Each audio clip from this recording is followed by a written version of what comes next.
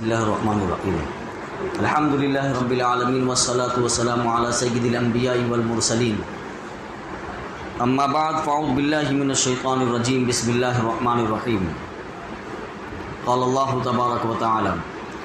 یا ایہا الذین اوتوا الکتاب آمنوا بما نزلنا مصدقا لما معکم من قبل يا أيها الذين أوتوا الكتاب آمنوا بما نزلنا مصدقا لما معكم من قبل أن نطمس وجوها فنردها على أدبارها أو نلعنهم كما لعنا أصحاب السبت وكان أمر الله مفعولا۔ یہ سورہ نساء پارہ نمبر 5 کی آیت نمبر 47 ہے۔ بہت ہی اہم آیت ہے اور اللہ رب العزت نے اس میں ارشاد فرمایا ہے یا ایھا الذین اوتوا الکتاب، یعنی اہل کتاب یہودیوں سے خطاب ہے۔ اس میں خاص طور سے یہود اور نصارہ، ان دونوں سے اللہ رب العزت نے اس میں خطاب فرما کر ارشاد فرمایا ہے یا ایھا الذین اوتوا الکتاب آمنوا بما نزلنا مصدقا لما معکم من قبل ان نطمس وجوہا فنردها على ادبارها۔ اے اہل کتاب، جو قرآن ہم نے اب نازل کیا ہے، جو تمہارے پاس پہلے سے موجود کتاب کی تصدیق بھی کرتا ہے، اللہ رب العزت کہتے ہیں کہ اس پر ایمان لے آؤ، یعنی اس کتاب پر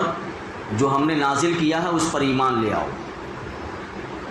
من قبل ان نطمس وجوہا فنردها على ادبارها، قبل اس کے کہ ہم کچھ چہروں کو مٹا کر انہیں گدی جیسا بنا دیں،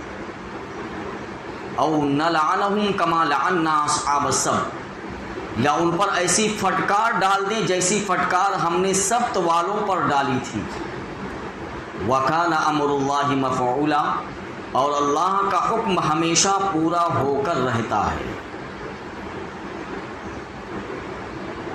اس سے پہلے جو آیت گزری ہے، اس سے پہلی آیت میں اس کے آخر میں اللہ رب العزت نے، آپ نے سنا کہ پروردگار عالم نے ارشاد فرمایا کہ وَلَكِنْ لَعْنَهُمُ اللَّهُ بِكُفْرِهِمْ فَلَا يُؤْمِنُونَ إِلَّا قَلِيلًا، کہ اللہ رب العزت نے یہودیوں پر ان کے کفر کی وجہ سے پھٹکار ڈال رکھی ہے۔ اللہ رب العزت فرماتے ہیں فَلَا يُؤْمِنُونَ إِلَّا قَلِيلًا، اس لیے تھوڑے سے لوگوں کے سوا وہ ایمان نہیں لاتے۔ تو اللہ رب العزت نے فَلَا يُؤْمِنُونَ إِلَّا قَلِيلًا، لعنت کے سبب وہ ایمان کے اہل نہیں رہے، لیکن کچھ لوگوں میں تھوڑی سی، اللہ رب العزت فرماتے ہیں فَلَا يُؤْمِنُونَ إِلَّا قَلِيلًا، ان میں سے کچھ لوگوں میں، تھوڑے سے لوگوں میں ایمان کی صلاحیت، یعنی ایمان قبول کرنے کی صلاحیت باقی ہے، یعنی ان کی روح کی موت واقع ہونے میں کچھ سانس باقی ہے ابھی، جس کی وجہ سے ایک محدود تعداد ایمان لا سکتی ہے ان کی۔ شاید انہی سے خطاب کر کے اس میں فرمایا جا رہا ہے، اللہ رب العزت فرما رہے ہیں کہ اے وہ لوگوں، دیکھو جن کو کتاب دی گئی ہے، ہماری نازل کرتا کتاب یعنی قرآن کریم، اور ہمارے مبعوث کردہ رسول یعنی محمد عربی صلی اللہ علیہ وسلم پر ایمان لے آؤ، یہ تمہارے لیے آخری موقع ہے۔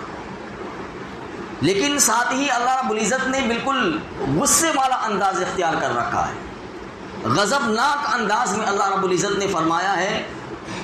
اگر تم ایمان نہیں لاؤ گے تو پھر یاد رکھو کہ تمہاری پوری قوم کے اب تک کے طرز عمل نے یہ ثابت کر دیا ہے کہ تم کسی رحم کے مستحق نہیں ہو، بلکہ تم نے اپنی بدعمالیوں اور اپنی بدعتواریوں کے باعث اس قابل تم ہو گئے ہو کہ تمہارے چہرے بگاڑ دیے جائیں۔ اللہ رب العزت فرماتے ہیں من قبل ان نطمس وجوہا، اللہ رب العزت کہتے ہیں تمہاری بدعمالیاں اتنی ہیں اور تمہارے گناہ اتنے ہیں اور تمہاری بدعتواریاں اتنی ہیں کہ اس کے باعث تمہارے یعنی تم اس بات کے مستحق یہ ہو گئے ہو کہ تمہارے چہرے بگاڑ دیے جائیں، اور تم پر اللہ رب العزت کہتے ہیں کہ سبت والوں کی طرح عذاب نازل کر دیا جائے اور تم ذلیل بندر بنا دیے جاؤ۔ اصحاب سبت یعنی ہفتہ والے دن میں یہودیوں کے یہاں سبت جو ہے سنیچر کے دن کو کہتے ہیں۔ تورات میں جو ہے بنی اسرائیل میں اس دن کوئی بھی کام کرنے سے منع کر دیا گیا، یعنی اس دن کہہ دیا گیا تھا کہ تم جو ہے کوئی روزگار نہیں کر سکتے ہو، روزگار کرنے سے ان کو منع کر دیا گیا تھا،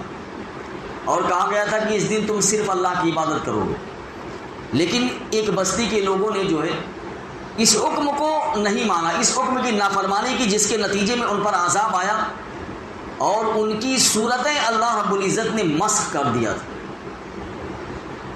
اس واقعے کی تھوڑی سی تفصیل جو سورہ بقرہ کے اندر بھی گزر چکی ہے، اور بقیہ تفصیل جو آئے گی انشاءاللہ سورہ اعراف کے اندر، اس میں پورا واقعہ اصحاب سبت کا اللہ رب العزت نے بیان کر رکھا ہے۔ تو اللہ رب العزت کہتے ہیں کما لعنا اصحاب السبت،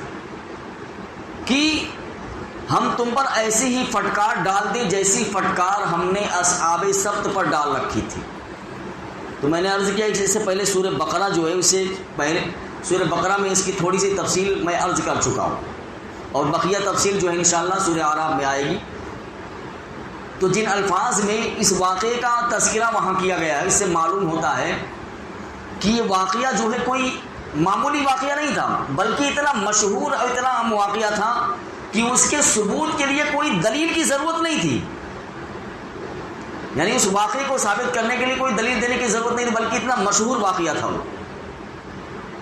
اس لیے اللہ رب العزت نے جہاں ارشاد فرمایا سورہ بقرہ میں وَلَقَدْ عَلِمْتُمُ الَّذِينَ اعْتَدَوْا مِنْكُمْ وَلَقَدْ عَلِمْتُمُ الَّذِينَ، یعنی تم خوب جانتے ہو۔ اس کے ذریعے سے اللہ رب العزت نے بیان کیا کہ واقعہ تمہارا جانا پہچانا ہے۔ تم یہ بھی جانتے ہو کہ وہ جو ساحل سمندر پر رہنے والے یعنی اصحاب سبت، انہوں نے کیسی کیسی نافرمانیاں کی تھی، اور تمہیں یہ بھی معلوم ہے کہ اللہ نے ان کی شکلیں جو ہے بگاڑ دی تھی، اور شکلیں ان کے بگاڑ کر اللہ رب العزت نے ان کو بندر اور خنزیر بنا دیا تھا۔ اور پھر تم اس سے بھی اللہ رب العزت کہتے ہیں ناواقف نہیں ہو کہ ان کا یہ انجام جو ہے بعد کے آنے والوں کے لیے بالکل عبرت کا نشان بن گیا تھا، اور تم خود اس سے عبرت حاصل کر رہے ہو، اور تم کو خود واقعہ معلوم ہے۔ اگر تم غور کرو تو تمہیں یہ بات سمجھنے میں کوئی دشواری پیش نہیں آئے گی۔ لیکن جیسے اصحاب سبت تھے، جیسے ان کی بدعمالیاں تھیں، تمہاری موجودہ بدعمالیاں اور بدعتواریاں ان سے کسی طرح کم نہیں ہیں۔ اگر ان کی شکلیں بگاڑی گئی ہیں اور ان کے چہرے بندر کے بنا دیے گئے، مسخ کر دیے گئے، تو تم بھی یقیناً اس کے مستحق ہو چکی ہو۔ یہ اللہ کا کرم ہے کہ اس نے تمہارے انجام کے بارے میں تمہیں آگاہ کر دیا۔ اب اگر تم جو ہے اگر اللہ رب العزت کہتے ہیں کہ اپنے دشمن نہیں ہو گئے ہو، تو پھر ایمان لے آؤ محمد عربی صلی اللہ علیہ وسلم پر۔ تم اپنے اس انجام سے بچنے کی اگر یعنی کوشش کرو تو تمہارے سر پر کہہ لیجیے کہ تقدیر بن کر جو کھڑا ہوا ہے، یہ تمہارے لیے آخری موقع ہے۔ اور یہ بھی تمہیں غلط فہمی نہیں ہونی چاہیے۔ غلط فہمی کیا ہے؟ یعنی اللہ رب العزت نے جس طریقے اصحاب سبت کو بندر بنا دیا تھا، اصحاب سبت کی صورتیں مسخ کر دی تھی، تو اگر تمہیں یہ غلط فہمی ہے کہ اللہ رب العزت اس وقت یہ کرنے پر قادر تھا، اب یہ نہیں کر سکتا ہے، اللہ رب العزت فرماتے ہیں کہ اس غلط فہمی کو بھی دور کر لو اپنے دلوں سے۔ وَكَانَ أَمْرُ اللَّهِ مَقْدُورًا، اور یہاں اللہ رب العزت نے فرمایا وَكَانَ أَمْرُ اللَّهِ مَفْعُولًا، یہ اللہ کا حکم ہمیشہ پورا ہو کر رہتا ہے، کیونکہ تم جانتے ہو کہ تمہیں میں سے ایک گروہ اس انجام سے دوچار ہو چکا ہے، اور اس وقت اللہ کی قدرت کو اپنے فیصلے کے نفاذ میں کوئی دشواری پیش نہیں آئی تھی۔ جب اللہ نے ان کی صورتوں کو مسخ کیا تھا تو کوئی بھی دشواری اللہ کو پیش نہیں آئی تھی۔ تو اب بتاؤ کیا دشواری پیش آ سکتی ہے؟ اس کے حکم کے نفاذ، یعنی کہہ لیجیے کہ اس کے حکم اور اس کے نفاذ میں کوئی فاصلہ نہیں ہوتا ہے۔ ادھر اللہ کا حکم ہوتا ہے ادھر اس کا فیصلہ جو ہے نافذ ہو جاتا ہے۔ اللہ رب العزت فرماتے ہیں وَكَانَ أَمْرُ اللَّهِ مَفْعُولًا، اور اللہ کا حکم ہمیشہ جو ہے پورا ہو کر رہتا ہے۔ اس لیے اس میں یہودیوں سے اللہ رب العزت نے خطاب کر کے فرمایا ہے۔ لیکن ان کی صورتیں مسخ ہوئی یا نہیں ہوئی، اس میں مفسرین کے بہت سارے اقوال ہیں، انشاءاللہ اس کو ہم کل کے درس میں بیان کریں گے۔ یعنی اللہ کے رسول کے زمانے میں جو یہودی تھے، اللہ رب العزت نے اس میں کہا نا کہ ہم تمہاری صورتوں کو مسخ کر دیں، تو یہ مسخ ہوا یا نہیں ہوا؟ یقینی بات ہے کہ اللہ کے رسول کے زمانے میں کسی بھی یہودی کا مسخ نہیں، یعنی ان کی صورتیں مسخ نہیں ہوئی۔ تو اللہ رب العزت نے جو یہاں فرمایا کہ ہم تمہاری صورتوں کو مسخ کر دیں گے، تو کیا یہ وعدہ اللہ رب العزت کا جو قرآن کریم میں ہے یہ پورا ہوا یا پورا نہیں ہوا؟ یا اللہ رب العزت نے ان کی صورتوں کو مسخ کرنے سے کیا مراد لیا ہے؟ مفسرین نے اس کے بارے میں کیا کہا ہے؟ انشاءاللہ جو ہے اس کو کل کے درس میں ہم بیان کریں گے۔ لیکن جو ہے آپ اتنا کہہ لیجئے کہ اندازہ اتنا سمجھ لیجئے کہ بعض مفسرین نے کہا کہ چونکہ اللہ رب العزت نے کہا ہے کہ اس میں سے کچھ لوگ ایمان لے آئیں گے، جب وہ لوگ ایمان لے آئے تو اللہ رب العزت کی جو وعید تھی کہ ہم ان کی صورتوں کو مسخ کر دیں گے، ان کے ایمان لانے کی وجہ سے اللہ رب العزت نے ان کی صورتوں کو مسخ نہیں کیا۔ اور بعض دوسرے مفسرین کہتے ہیں کہ ان کی صورتوں کو اس لیے مسخ نہیں کیا گیا ہے کہ یہ جو اللہ رب العزت کا وعدہ ہے یہ قیامت کے یعنی قیامت میں ہوگا، یعنی اللہ رب العزت فرما رہے ہیں کہ قیامت میں ہم تمہارے صورتوں کو مسخ کریں گے۔ اور دیگر مفسرین کہتے ہیں کہ نہیں، یہ اللہ رب العزت کہیں بھی قرآن کریم میں یہ نہیں ہے کہ اگر تم ایمان نہیں لاؤ گے تو ہم تمہاری صورتوں کو مسخ کر دیں۔ جیسے بیان القرآن میں حضرت تھانوی رحمۃ اللہ علیہ نے لکھا ہے کہ اس میں مطلب یہ نہیں ہے کہ اللہ رب العزت نے کہیں نہیں کہا کہ اگر تم ایمان نہیں لاؤ گے تو ہم تمہاری صورتوں کو ضرور مسخ کر دیں گے۔ یہ اللہ رب العزت کی طرف سے یہ بات کہی گئی ہے کہ اگر تم ایسا کرو گے تو ہم ایسا کریں گے۔ دیکھیے اللہ پر کوئی حکم نافذ نہیں ہوتا ہے، یعنی اللہ رب العزت کے اختیار میں ہے، اللہ رب العزت چاہے تو ان پر عذاب ڈال دے، چاہے تو اللہ رب العزت ان کو معاف کر دے، اللہ رب العزت کے اختیار میں ہے۔ لیکن دیگر مفسرین کہتے ہیں کہ جو ہے یہ مسخ جو ہے یہ ایسا نہیں ہے چہروں کا مسخ ہے، بلکہ ان میں سے بہت سارے مفسرین ہیں جو کہہ لیجئے کہ جیسے بڑی تفسیر میں جن کی کتابیں لکھی ہوئی ہیں، صاحب کشاف رحمۃ اللہ علیہ ہیں، اسی طریقے سے علامہ رازی رحمۃ اللہ علیہ ہیں، ان سب نے جو ہے اس کے بارے میں لکھا ہوا ہے کہ اللہ رب العزت نے ان کو جو شان و شوکت عطا کی تھی، ان کو جو اقتدار ادا کیا تھا، ان کو جو ایک حیثیت اور ایک مرتبہ ان کو حاصل تھا، یہ جو ہے اللہ رب العزت نے جو ہے ان سے چھین لیا۔ یہ آپ یہودیوں کی پوری تاریخ اگر پڑھ کر دیکھیں تو اللہ رب العزت نے ان کو ہر دور میں جو ہے پٹوایا ہے۔ آج کے یہود جو اگرچہ جو ہے ان کو دوسرے ممالک کی وجہ سے، دوسرے ممالک کے پشت پناہی کی وجہ سے جو ہے ان کو تھوڑا مرتبہ مل گیا ہے، اور یہ ایک فوجی یا کہہ لیجیے کہ ہتھیار کی ایک چھاؤنی بنانے پہ وہ کامیاب ہو گئے ہیں، اور جس کی وجہ سے وہ دنیا پر جو حکومت کر رہے ہیں۔ لیکن صاحب کشاف اور امام بیضاوی رحمۃ اللہ علیہ وغیرہ نے لکھا ہے کہ ان کے ارشاد کا خلاصہ یہی ہے کہ وجوہن سے مراد یہ ہے کہ ان کے سرداروں کو ذلیل اور خوار کر دیا جائے گا، اور ہم ان کی وجاہت اور اقبال کو جو ہے سلب کر لیں گے، اور ان پر ذلت اور ادبار جو ہے نازل فرما دیں گے۔ حقیقی مفہوم تو یقیناً اللہ ہی بہتر جانتا ہے، لیکن آج بھی باوجود اس کے کہ اسرائیل نام کی کہہ لیجیے کہ ایک حکومت یہود بنانے میں کامیاب ہو گئے، جنہیں وہ اپنے میں نے کہا نا کہ اپنے دوسرے ممالک کہہ لیجیے کہ جن کو وہ خدا مانتے ہیں، اپنے دنیاوی خداؤں کی مدد سے اور ان کی اعانت سے جو ہے وہ اسلحہ کی چھاونی میں بدلنے میں وہ کامیاب ہو چکے ہیں۔ یعنی ان کے پاس اسلحہ کا ایک لمبا ایک ذخیم جو ہے ذخیرہ ان کے پاس موجود ہے، اور اسلحے کی تجارت بھی کرتے ہیں اور اسلحہ فروخت بھی کرتے ہیں اور اسلحہ بناتے بھی ہیں۔ اس کے باوجود بھی دنیا بھر میں جہاں کہیں بھی وہ آباد ہیں آپ ان کو دیکھ لیجئے کہ کوئی شخص بھی ان کا ذکر جو ہے عزت کے ساتھ نہیں کرتا ہے، ان کا ذکر عزت کے ساتھ کرنے کے لیے تیار نہیں ہے۔ سیاسی اور عالمی حالات کے تناظر نے جو ہے یہود کو ایک خاص اہمیت دی ہے، لیکن بدمعاشوں کے یعنی وہ بدمعاشوں کا اڈا ہے، سمجھ لیجئے بدمعاشوں کے اڈے کی طرح جو ہے عربوں کی تباہی اور بربادی کے لیے امریکہ اور یورپ اور برطانیہ جو ہے یہ جو طاقتیں ہیں انہیں استعمال کر رہی ہیں، اور اسی کی بنا پر